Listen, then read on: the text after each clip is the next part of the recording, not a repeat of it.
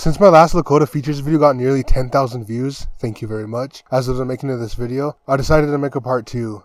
Before we get started, I would like to say something that I should have said in the first video.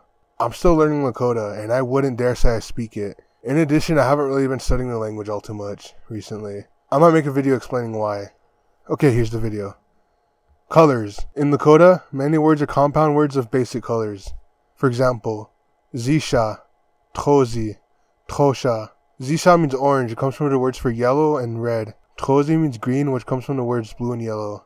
And Trosha means purple, which comes from the words for blue and red. Alternatively, you could switch the colors around and say Shazi for Zisha, Zitro for Trozi, or Shatro for the Trosha. Instrumental prefixes. In Lakota, many verbs have multiple forms depending on the means by which the verb is done. For example, chlecha. Chlecha is a root that means to tear. If we add the prefix na, which refers to an action done by one's foot, it becomes na chlecha, to tear with one's foot. If we add the prefix yu, which refers to an action done by one's hands, it becomes yu chlecha, to tear with your hands. If we add the prefix ba, which refers to an action done by pushing, it becomes ba chlecha, to tear by pushing with something. There is way more than that. Locative prefixes. Locative prefixes indicate where an action is done. Let's take magaju as an example. Magaju means to rain. Amagaju means to rain on, where a means on. And omagaju means to rain in, where o means in. Da means die, and ota means to die inside of something. The animacy distinction. Lakota, like many Native American languages, distinguishes whether or not something is living, animate, or non-living, inanimate. For example, to say I saw two blank, the word saw will either be wamblake or wangwichablake, depending on whether or not the thing you saw is living. For example, I saw two books. Wawapi numwamblake. I saw two deer. Trachcha numwangwichablake. Many ways to say be. Now this is a pain for most people, I imagine, but I find it interesting.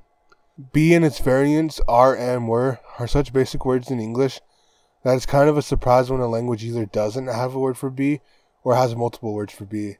Lakota has a lot of ways to say be. Here are some examples. When classifying a noun as a category, you say hecha. This is the dog. Leshunka hecha. Are you Lakota? Lakota henicha huo. Know that henicha is a form of hecha. When identifying something or someone, you use e. Le babe. This is Bob. Le tame.